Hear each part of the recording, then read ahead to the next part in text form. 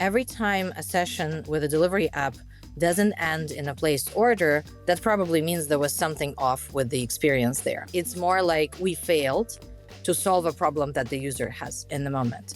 So we've let them down in a way. There are no customers out there who are dreaming to contact support. Show me one who wants to contact support.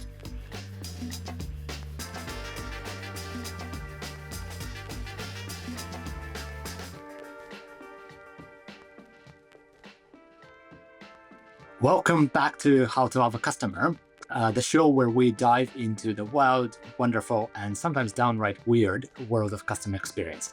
I'm Mikhail, one of the founders here at Chattermill, and in each episode, I talk to people behind the brands who know that customer interactions, even the messy ones, are moments of truth. Our guest today joins us from sunny Barcelona. Hi, Anastasia, and welcome to How to Have a Customer. Hi, Mikhail. Very nice to be here with you. Fantastic. Yeah, and it's great to have you with us because you work at the, a whole number of these brands that I just talked about. Before we dig into the customer anecdote that you bring us today, can you tell us a little bit about your journey and how did you get into customer experience? Yeah, I'll be happy to share. So I started my career in management consulting, and maybe first 5 years I've been developing growth strategies for big companies, and kind of shipping it to them. And then at a certain point, I realized, okay, I think it's time for me to move into the real business and do implement these strategies myself. And that's when I relocated. I also decided to study a little bit. So I did a master's degree in product design and development management. And then I was searching for something really, really interesting that would be focused on driving growth. And that's how I found the role. And the role found me also at DoorDash. And I was the first person hired on the customer experience team. By that time, I had absolutely no idea what customer experience is. And I think like we as a company also didn't quite know what it will be. But the idea was to build a strategy that touches all the departments in the company that is responsible for driving loyalty, and driving loyalty not through the marketing lens, but through building the relationship. So we started building customer experience sort of on top of the support team that already existed. And then the journey started, and the journey was super interesting. In my 4 years at DoorDash, I had to basically learn by doing on what a customer experience is. And then I decided to move to Rappi, which is also a delivery platform. But the idea for me was always to keep learning more about behavior and psychology behind the user sentiment, the user preferences, because customer experience to me, it's a very interesting field, which is about how users perceive the experience that we aim to deliver to them. So it's also really interesting for me to kind of move across geographies as I continue my professional journey, because I started it in Western Europe, and I've been working quite a lot with Asian cases. Then I moved to DoorDash, which was North America. Then I moved to Rappi, which is like 9 countries in Latin America, all quite different. And now I am working for Snoonu, which is also a super app and food delivery, but definitely not only food, that operates in Qatar. So that's Middle East, and it's a new region for me, and I'm very excited. Yeah, it's interesting, and we'll definitely talk about those regional differences in a bit. But thanks for this context. The meal delivery or super app, as now it's sometimes known, sector is so interesting. It's obviously like so fast growing, and you've been lucky to work at 2 rocket ships, DoorDash and Rappi already, and I guess on the third one now. Yeah, super exciting. What do you think are some things that maybe outsiders don't understand about the customer experience in that sector? I think that maybe like there are 2 things that come to mind immediately. One is I would say that still most of people I talk to, I interact with, they have very like blurred understanding of what is customer experience. I'd say most of people see it as a just fancier name for customer support, which it isn't. I mean, customer support is like one little piece of customer experience, but that's one thing that I don't know if you want to go deeper into this one, but I'm sure you know. So that's one. And then the other one that is specific to marketplace and food delivery platforms, or like super apps and last mile delivery, is that when we say customer experience, we actually are referring to all types of users and all types of customers. And so, for example, if we take a company like DoorDash, you have at least three audiences that you're serving on a day-to-day basis, right? It's customers in a classic meaning where it's the person who orders whatever they order, food or something else. It's also the merchant or the partner or restaurant or store, because they choose your platform in order to grow, and they have their own needs and preferences and challenges. And also you have the person who delivers the food, for whom you also want to be a platform of choice. And then the interesting part is that you need to serve all three audiences, because the retention of customer very much depends on the selection that you have, which is retention of merchant, and on the quality and speed of delivery, which depends on the retention of the drivers that you have on a platform. And that's one piece of the puzzle. And then the other one is that the experience that you are designing is in many ways executed by these users of the app. So you design it, you need to design the experience for the driver so that that driver can provide great experience to the customer. And that driver, once again, I'll just kind of repeat it again, that driver is not an employee.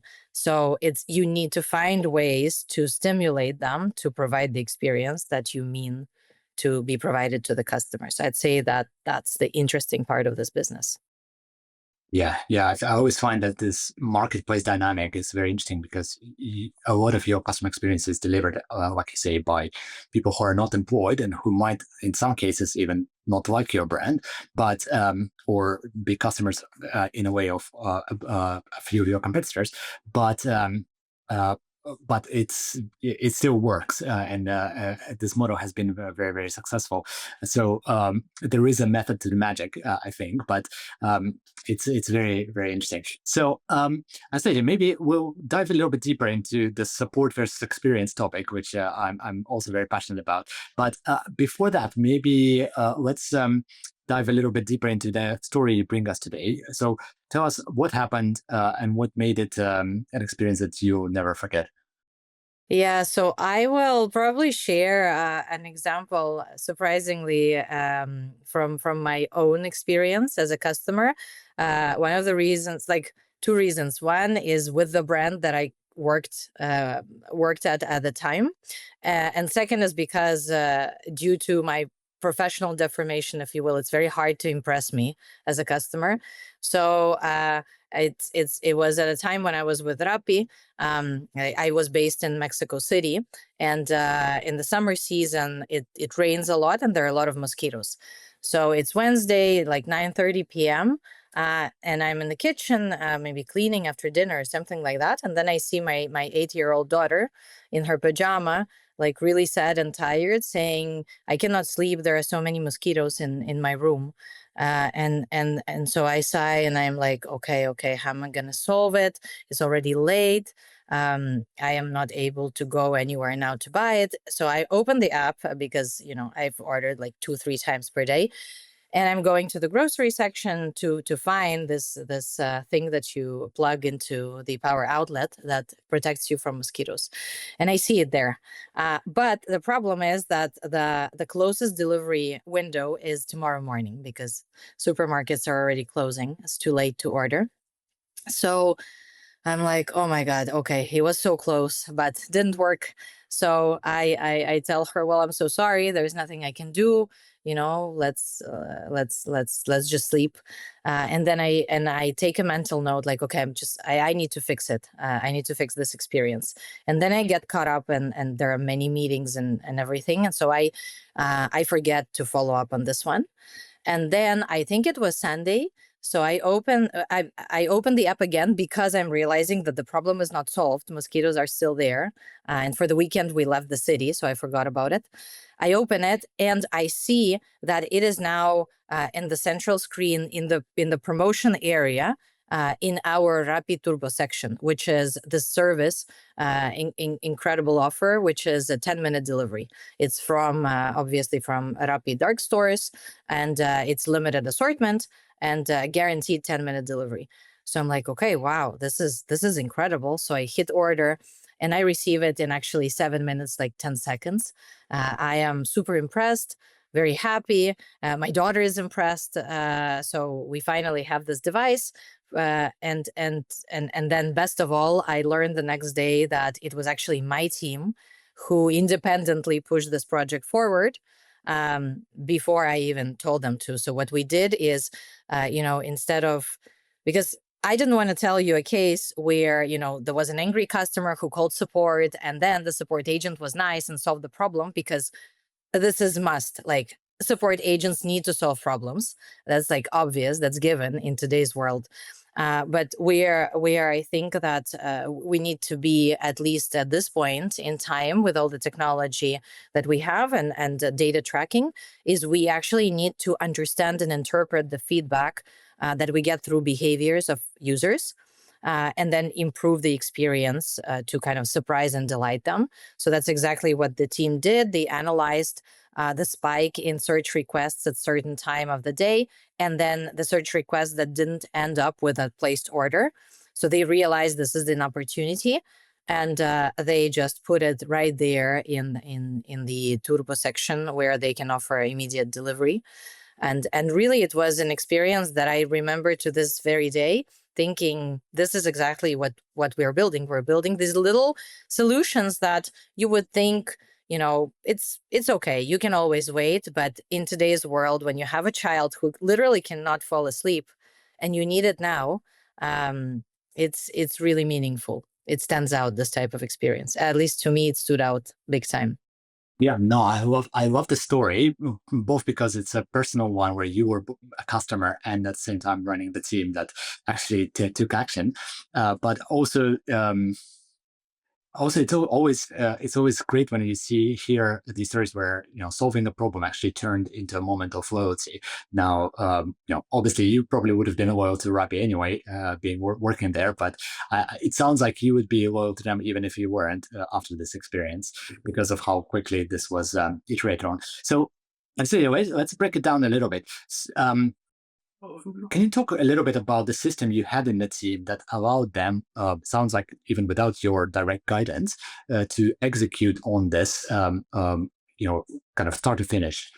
Yeah, that's a great question. I think that there are many elements to it, but I think that the most important one that I believe is key in building great customer experience strategy in highly competitive business, in companies like DoorDash, Rappi, where the goal is also to be extremely efficient and scale quickly, is to have right way of measuring success.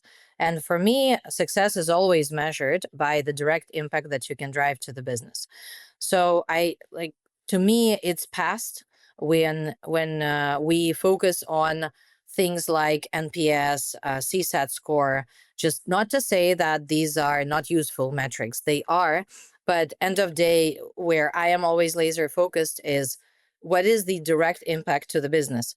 Do we have incremental orders that we can see, that we can measure, that we can tie to the action that we took? Do we have any specific improvements in business metrics, which is revenue, profits, and other things? Because if we are talking about customer behavior, that's how they vote.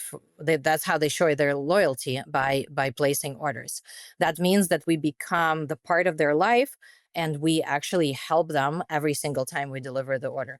So I think that kind of to go back to answering directly your question, it was that I always coached my team that they need to find opportunities to drive more orders.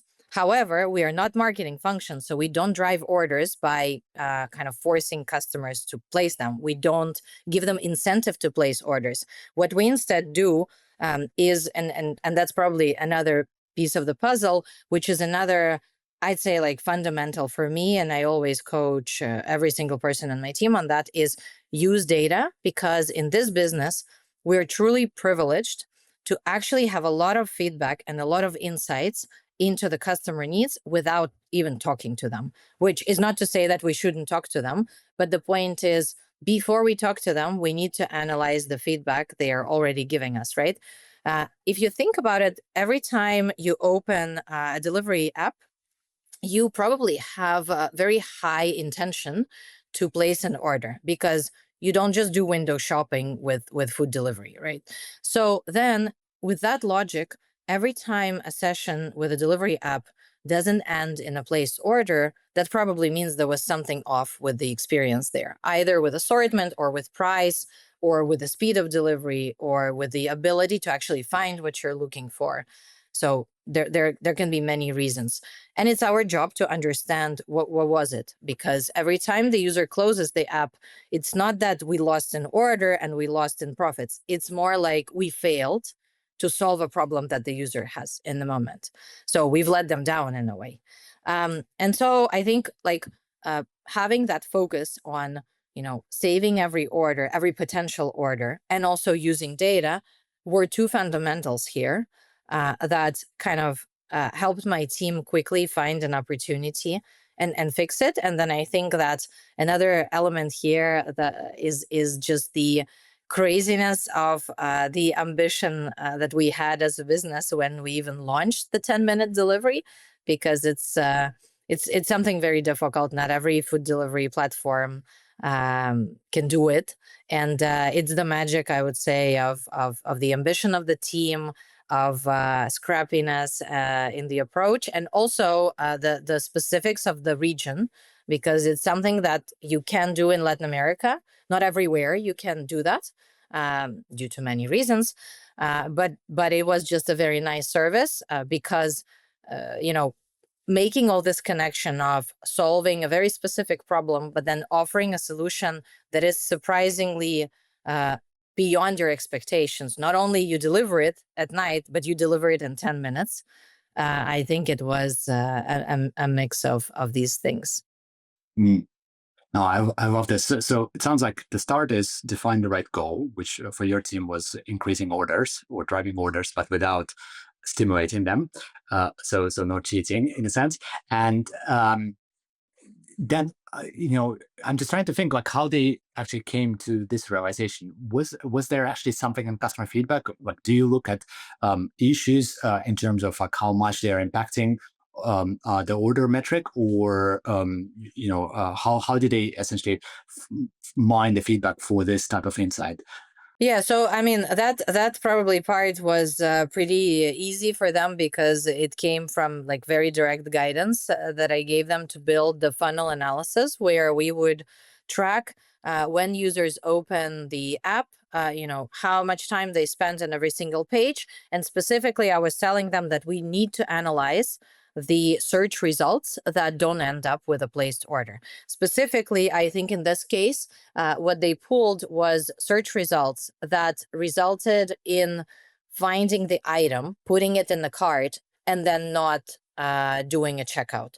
So because that's what I was doing as a customer, because I was putting at 3 or 4 grocery stores, I was putting the item in the cart to see what will be the fastest delivery time it would offer to me. And upon hitting checkout, it would always show me, okay, choose the delivery slot starting with tomorrow. And that's where I was removing the item from the cart and doing it again and again. So they pulled this report and they saw that I was not the only customer who was searching for this specific item in the evening. So, I mean, it wasn't just one insight. There were actually many different products that they were able to find.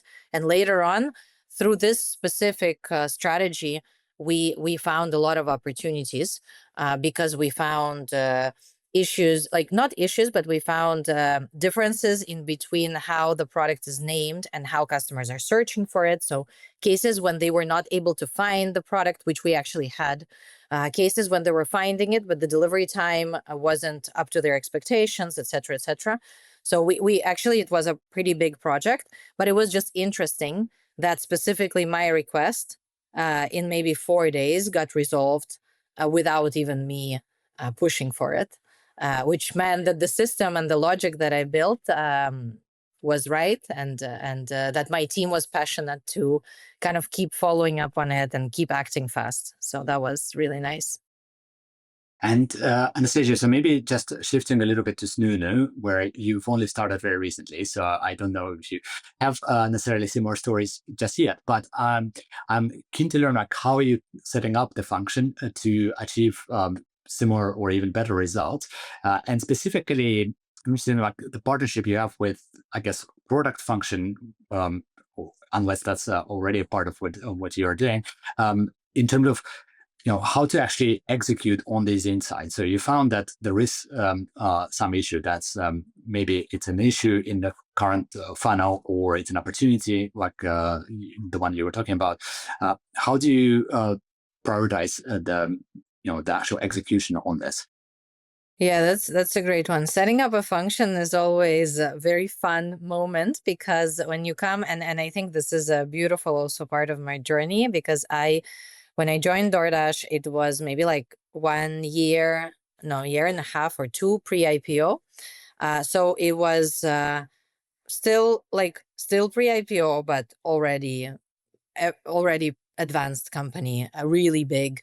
Then I joined Rappi, which was earlier in its development phase, and now Snoonu is even younger as a company, and that's fun, because I think that helps you set up the function right and find opportunity. Well, opportunities already, because I know this business. So and being able to build things from the ground up, like strategically well, so you don't have to then, as you grow, rebuild them or enhance them, is very nice. So I like that part. I think in this business, for these types of companies that are all very ambitious, fast paced, etc., you always have a challenge of, there are so many opportunities, there's so many things to build, and there's always limited number of resources.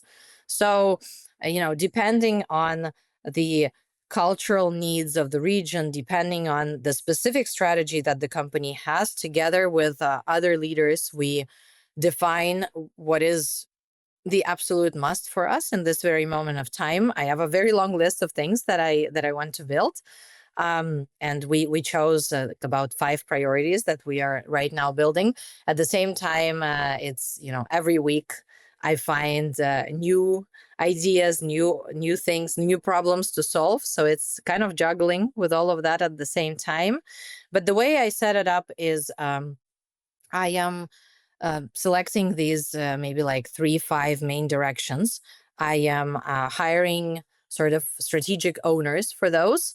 I am building these, I would say, duos that I find very efficient, where you have a person who is sort of strategy and operations skill set, and a product manager, and you make them work together, share the same goal, and the product leader is responsible for actually solving the problem and finding the right way to design it, to launch it.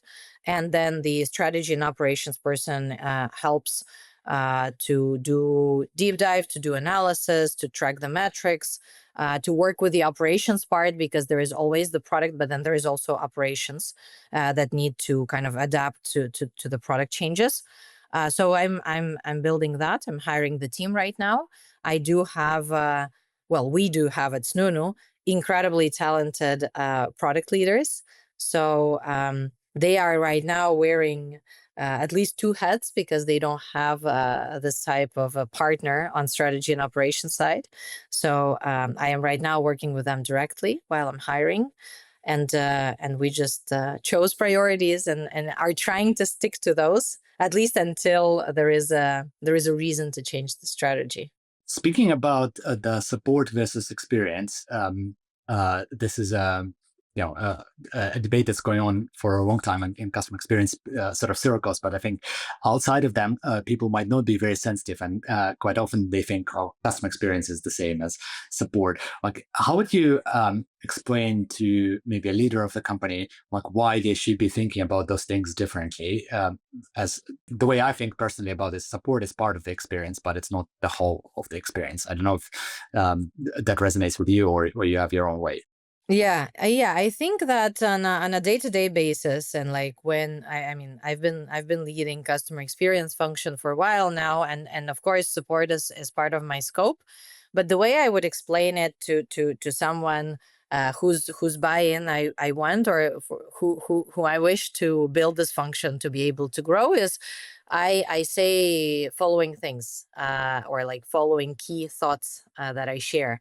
First is that if you have a big support organization, that probably means that you don't have any customer experience strategy. That is why you have a big support org. If your support organization is growing in size at the same level, at the same speed that your business is growing, that means you don't have customer experience strategy. So that's maybe like the first point to deliver. Second I thing, love this.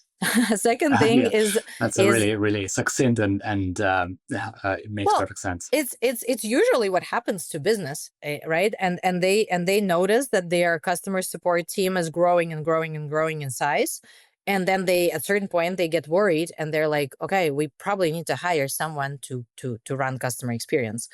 And Um, in fact, I've heard, sorry to interrupt, but I've heard that even sometimes it starts growing faster than your orders yes. because these issues keep piling up as the Yeah, because company grows. as And you scale, and if you build your support in a very like reactive way, so your support just reacts to the requests that they're getting, then you usually build the processes for support that are very manual. So then when the business grows, it is kind of impossible to scale these processes, or the quality drops significantly, and then what happens is companies need to hire more like supervisors. They need to upgrade the level of skill set to try to just keep up with the growth. So yeah, the definitely the problem grows bigger. So that's like, but yeah, that's one thing. The other thing that I like to say that I truly believe in is that there is everybody knows this term of like organic growth. What that really is, like, it's word of mouth. It's also, in today's world, it's just simply retaining customer, because in many businesses, I would say there are very few areas, businesses, where a brand can be exclusive. A brand can offer an exclusive product or exclusive service. So and especially like if we talk about marketplace, which is my field now, I probably should say my specialty. It's There is nothing exclusive there except for the relationship that you can try to build with a customer. So, because especially if you, as a business, if you want to be profitable, if you don't want to just burn cash by being cheaper than all your competitors, because that is not a strategy. Well, it's not a long-term strategy. There is going to be a point when you really want to monetize what you're doing, and that's when you need to make sure that customers actually get value from what they're getting from you, and that value in this case can only be trust that you build with them, and for example, in this highly operational business, that trust is about how good is the quality and how much they can rely on you when something goes wrong. So so I think that for companies to drive that growth, or at least to not lose customers that they acquired via their marketing efforts, which they paid for, they really need to think of customer experience. So that's basically why. Because if you invest into acquiring customers, if you invest into pushing for engagement with maybe promotions, all of that is nice but temporary. If you have a hole in your pocket, meaning bad experiences that you're not taking care of, users will leave. As soon as they find an alternative, they will go. Um, that's that's maybe how I would explain it. Yeah, no, fantastic. No, I absolutely love it. And Anastasia, just pick up on another point you mentioned at the very start of our conversation. You mentioned about the psychology of it and kind of customer expectations. Um, can you talk maybe a little bit more about this? Why, where sometimes we find that it's important not to necessarily fix the problem, but to reset the expectation around the problem. How do you think about this? Yeah, I completely agree. I think it is. I think it's twofolded. I think it's the expectations need to be set right, clearly, and accurately. Also, the expectations need to match. The expectations that you set with customer need to match their needs, because you can be very clear, but if what you're offering is not satisfying to them, then that also doesn't help. So in a way, for example, I would let's talk about food delivery. Many companies, they have this range that they show when you place an order. They show you the range of time within which they will deliver the order. So companies oftentimes think that that's how they set clear expectations, because what they do is they say, well, look, depending on traffic and everything, we might deliver your order in between 12:30 and 12:50. And company thinks that that's the best way, but then how the customer sees it, it's like some customers see it as, oh, okay, I only see 12:30 because that's the number I like better, so I actually expect it by 12:30.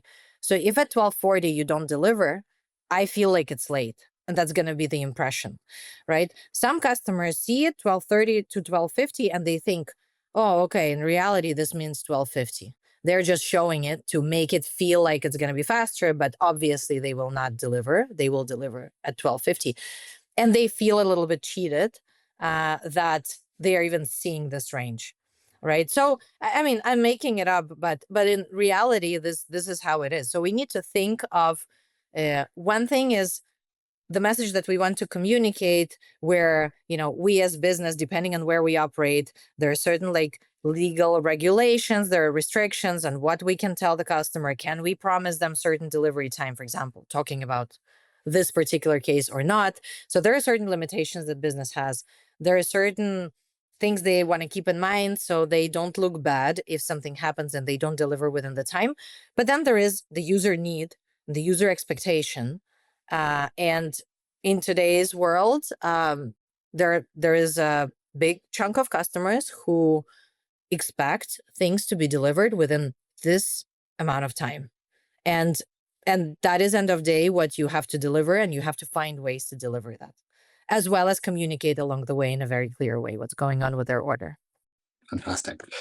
Love this. And Anastasia, before our quick fire round, I just want to ask one last thing that I always find very fascinating about food delivery in particular. Having worked in US and Latin America and now in the Middle East, what are some of the fun or interesting sort of differences you've spotted between those geographies in terms of like attitudes of customers, preferences, expectations? Yeah, so I mean, the first one will probably be like a tricky one to share, because I think this is something that is a little bit of of an anecdote when people think of different cultures in different regions. But uh, of course, the definition and the perception of lateness is quite different in different regions. What's really interesting is, uh, you would think immediately that, for example, Latin America is like fine in terms of delays and not sensitive.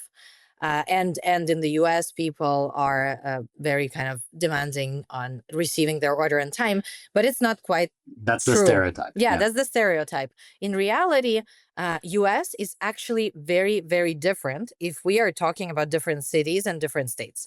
So, like, I'll give you a better example, which is kind of obvious if you think about it. Like, if somebody is ordering lunch in Manhattan, it has to be delivered like 5 minutes before you promised. Because if it's 1 minute late, probably that person no longer has time to eat it.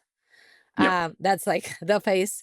Then, but if it is maybe an order in California, it's a little bit easier, and in general, the reaction of customers is also different. So even if they are upset about certain type of situation, the reaction would be very, very different in different regions. Speaking of Latin America, is also what was very interesting to me, because I moved to Latin America. It was kind of a work-related decision. I didn't have experience living there, and I came with a set of stereotypes, one of which being, well, Latin America is just like one big region of Spanish-speaking people. And then in reality, I had the privilege of learning that 9 countries where Rappi operated were all so different, and the type of communication between customers and merchants and drivers and their perception of defects was also quite different, to a point where we were building what was called like proactive support. So kind of noticing some sort of anxiety and trying to contact the user before they contact us. And we noticed that that works in certain countries of Latin America, and in other countries it doesn't work. Some of our compensation policies were quite different across the region. That was also very interesting. So, like, for example, some of the recent learnings about Middle East is that ethics is very, very important. And so if, for example, in the US, people really want their order delivered fast, and they want seamless experience where the less you bother them with extra communication, the better. In Middle East, actually the delay might not necessarily be an issue as long as you communicated it well. But communication is very, very important. And if you sort of build the experience to avoid communication between parties, that's almost like disrespectful. So that's something very interesting, where you need to merge, you need to kind of marry the digital experience and the frictionless experience with also like local habits and expectations and the cultural code. Yeah. No, this is so fascinating to me, because I think sometimes companies spend millions on improving that delivery speed by 1 minute or 2 minutes. And what the customers actually need is communication or better expectation setting, things that might be free or very cheap to Exactly. implement. Yeah. Awesome. So let's go to our hot take, customer experience hot take round. Anastasia, I'll give you quick questions you can answer in a couple of words, or you can take it a little bit, give us an extended answer as well. So what's a customer experience trend that you think is totally overhyped? Chatbots. Chatbots. Interesting. That's very very much sort of against the trend. Yeah, I mean, Yeah. I can Also, elaborate on that a little yeah, bit. please do. So I think that it is overly hyped. Just the notion that, wow, like you can quickly automate your support. You can use AI for it. Actually, that's another hype trend that I feel like is so over I don't know, over promoted, because from my experience, you actually need AI in very rare cases, because a lot of problems you can solve with more simple decision trees that are well thought, which is like more standard automation. It's automation, but it doesn't require artificial intelligence. It just requires proper analysis and a desire to build something that solves the problem, not the symptom of it. So, and the Mm, chatbots, I think that the reason why they're overhyped, because they are, I see them being aggressively promoted as a way to cut the costs, as a way to, you can automate X% of your support, and you can go from having, I don't know, 1,000 agents to 100 agents. But I think that this is just a very wrong and dangerous approach to follow, because customer experience needs to have customer at its center. And what we need to be solving for is not how to descale our support and reduce our costs. We need to think how to make the experience better for the user. And if you think about it, then the savings, they always follow, because there are no customers out there who are dreaming to contact support, right? Like, I don't know, show me one who wants to contact support. So the best customer experience, and actually this is where I'll go back to your question on how I would explain the importance of it and why it's not support. When you have absolutely perfect customer experience, you don't need to have support, which I mean, it's like utopia state, but that is probably the mission, I would say. So you need to improve your customer experience so that you can start deprecating part of your support organization. But it's where you start. If your starting point is, oh my god, I need to squeeze my support team, then you will rush into finding shortcuts, automating something, just for the sake of, letting go people on support side and cutting your costs. And then what these companies end up launching is chatbots that maybe solve 80% of the problems, so, but then 20% of the problems they don't solve, and they build a dead end where the user who is experiencing one of those problems cannot get that escalated, which means that this customer will go. But more importantly, it means that a huge company will spend many months learning until they learn that they have a big problem, until it really becomes huge, or until it goes like in an ugly way in social media. So I feel like it's just a dangerous trend. I think that there are many companies that I see that are being established that promote their services in building chatbots, like B2B, and they convince other companies who are B2C that that's like a fast solution, but that needs to be done well. Yeah, no, you're right. It's one of the hottest spaces right now in software, of course. And I haven't thought about it this way, but I think it makes sense that if even those 80% of queries, if they're resolved very easily with a chatbot, you might then deprioritize actually solving them at the root, and that is usually the right solution. So yeah, completely makes sense. And I think obviously at Chatbots we're a little bit biased, but we also think that the best use of artificial intelligence in customer experience is actually understanding the root causes, not necessarily solving them. Although that also can be useful in some industries. Fantastic. And this is just one last quick take round. So what's a brand that you think is killing in customer experience? Someone that inspires yourself? Yeah, I think that, I mean, there are several, luckily. Maybe the one that just recently have been impressing me over and over again is Qatar Airways. One of the reasons, like they think of so many little detail to a point where like you can, and I mean, I've been, due to my work, my job, I've been traveling a lot. So, and since I've been moving from one region to the other, I had the luck to experience many airlines, and I feel like it's this topic where like everybody has a story on how they had one of the worst experiences in their life with airlines, not being able to reach their support, and etc. etc. So to me, like an airline that actually nails it and puts a lot of effort into building best in class experience stands out more than any other industry. So yeah, Qatar Airways is definitely, I think like it's been 9 years that they've been named the best airline in the world, and I can say it's for a reason. And then they are doing very like personalized experience, and I feel like that stands out quite a lot. And then I think I would bring an example that all of us know, but I just keep being impressed with how this company is able to build great customer experience at scale, which is Amazon. And it's like, if you think about it, you don't think that immediately that they are building something very like luxurious or very exclusive. But if you, what fascinates me is that we got to a point, we as users, we got to a point where in countries where Amazon operates, it replaced Google in a way when we do shopping. So if I need to, like, I've lived in the US, I've lived in Mexico, and now I live in Spain. And luckily, I have Amazon everywhere. And so if I need to buy something, literally anything, I just open Amazon app. Like, I don't search for items. I don't do comparative analysis.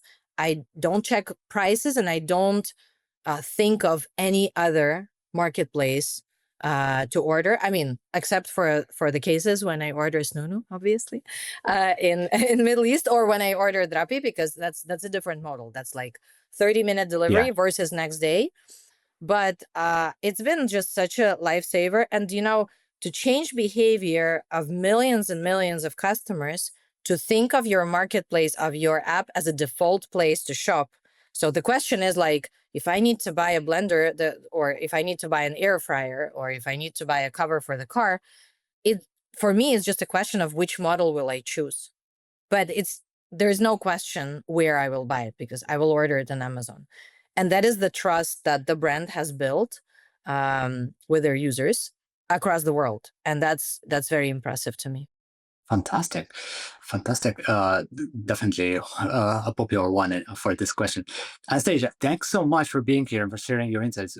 There's a lot to take away from what you've shared, a lot of very interesting ideas. To our listeners, if you enjoyed this episode of How to Love a Customer, please hit subscribe, tell a friend, join us next time, or give us a rating, ideally 5 stars, and we'll be with you next time. Thank you.